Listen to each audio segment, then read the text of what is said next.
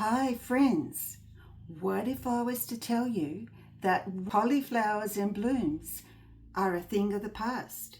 No more sorrow, no more pain, just beautiful paintings. My name's Anica and I'm delighted to share with you something I've discovered. Sometimes called cauliflowers, other times blooms or backruns, these are those undesired effects when you're painting, especially as a beginner, when all of a sudden they appear out of nowhere.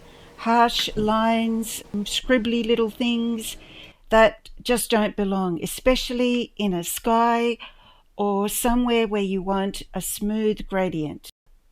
So there I was, minding my own business and cleaning out my cupboard when I set my eyes on Winsor Newton's blending medium. It sat there for ages and I thought it's got to be good for something, so I started to experiment. Did you know your greatest moments of brilliance come about when you allow yourself to play? I looked up the blending medium on Winsor Newton's website and learned you can add it directly to your paint.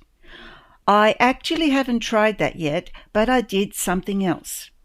I brushed it over some dry cauliflowers and found amazing results. Stick around and I'll give you the exact formula how you can get rid of those blooms forever. But let's first create some. I'm using Winsor Newton Burnt Sienna. This is a non-staining colour, and Winsor Newton Payne's Grey, which is a staining colour, just to make the experiment interesting. You know, when you're a beginner, blooms come about so easily. And then, when you want to create them later on, you need so much patience, which also means that you'll be creating less and less. Until, of course, you fall in love with them. But for now, let's just get rid of them. And just a quick reminder, they happen especially when you add a wetter paint or water to an area that's already drying. So now I have developed some cauliflowers and we're ready for them, ready for damage control. Here I'm adding a separating border to separate the before and after area, just so that it's clearly visible where we're working. I've gone through the middle of some pronounced ones. It's now time to apply the blending medium. I'm taking it straight from the bottle and applying right over the cauliflower and the surrounding areas. And if you're asking how much, well, I'm just covering the area, so I'm not leaving any holes, and setting my timer for 3 minutes. You can leave it on longer if you wish. I'm now washing my brush and tapping off the excess water, and then gently agitating to loosen the paint. It does it so flawlessly. Let me know in the comments below if you can see this medium helping you. And also, if you've got some older paintings you can now go back to and see what you can do with them. I often do that, and all I'm using is a soft sable brush. Mind you, it's probably not the perfect thing to do, only for the brush's sake, because I'm, agitating. So a key takeaway here would be you can use a soft brush, not necessarily your best brush. The next step depends on what you'd like to achieve.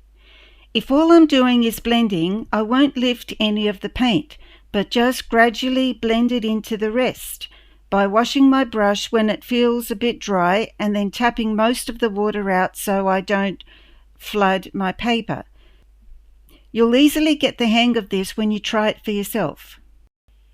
Sometimes I might need to add some colour back into my blend because I've accidentally lifted it.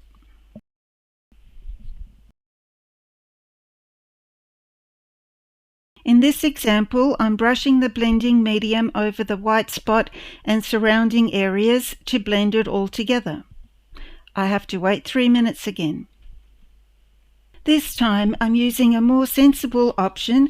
This is a short flat Shiraz brush from Rosemary & Co. in the UK.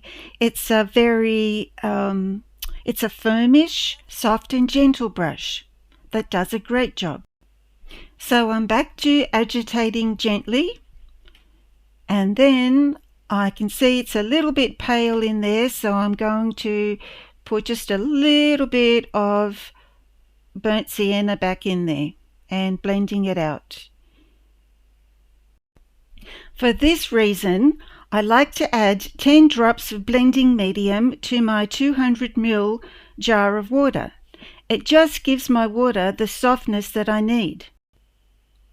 Here's another example of eliminating part of the cauliflower and making sure that the background stays intact as it was. So again, 3 minutes waiting, blending gently and only lifting what's required, and then adding the tiniest little bit of paint to make up the difference.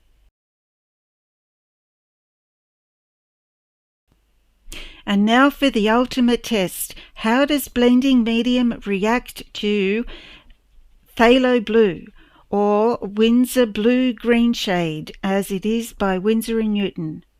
I've applied the blending medium on top. My aim is to fill in the white area.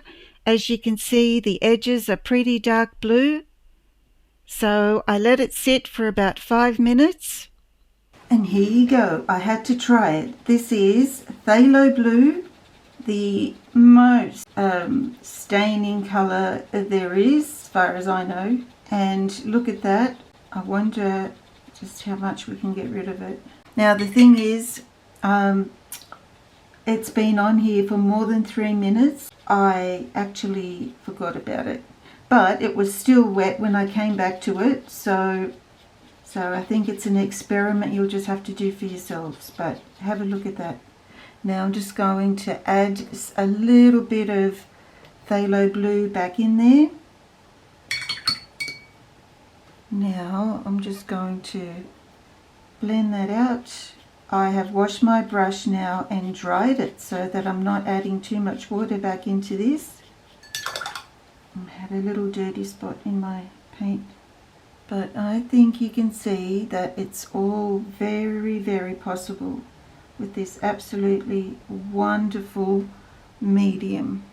And to finish off, my last little secret weapon for today is I use it in my water sprayer. I have 50 ml of water and 5 drops of blending medium, and I absolutely love it.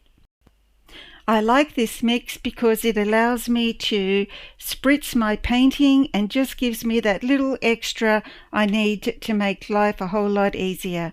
So I do hope you've enjoyed these secrets today. They will really help you enormously, and you need to experiment for yourself to see. You might start with my amount of drops, but you might change them. It's all up to you. If you'd like to learn more about watercolor cauliflowers and blooms and preventing them and working with them, you must see my video on water control part 1 and part 2. The link should be on the screen now. Happy painting and see you next time.